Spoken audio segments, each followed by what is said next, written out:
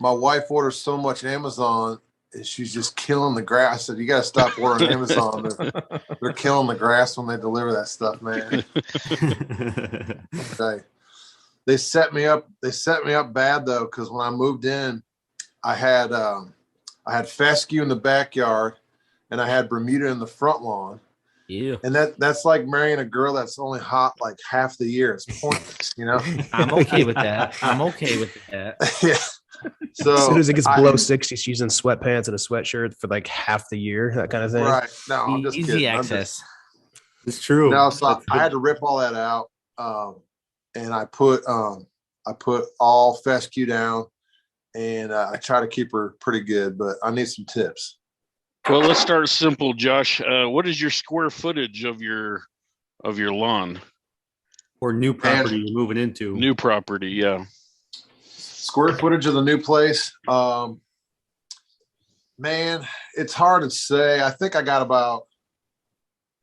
I know when I asked you when we were first talking a couple months ago, and I said, well, you know your square footage, you're like, nah, man, I should probably measure it. Like, I don't know. You've never soil tested? Never soil tested. So I'd say we'd all agree. And, if we want to start with step one for them, I would say you want to get a soil test. Yeah. Yep. Mm-hmm. The new lawn. Oh, yeah. There's a couple of ways to go about it, too. You're going to pull up, like Nate does the old apple core. So go buy a $6 apple core at the grocery store. And essentially what you're doing is just poking into the ground and getting 4 to 6 inches of dirt, and then you turn that into a lab, and they analyze it for you and let you know how much potassium, nitrogen, and phosphorus and stuff you have in your soil. And then what you'll do is you'll figure out what kind of fertilizer your ground needs, because that's kind of what we preach to everybody is go get a soil test.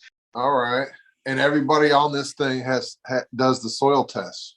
Yeah. Yes, sir. Oh yeah. Yeah, at least once a year, maybe twice. I mean, to no surprise, that's going to be one of our upcoming show topics here in a few weeks. Essentially, everyone at this time is kind of planning that, talking about it, and whatnot. So yeah, we did it last year around this time, and next year we'll probably hit on the same thing. But so where do you send the soil off to? You probably have some universities.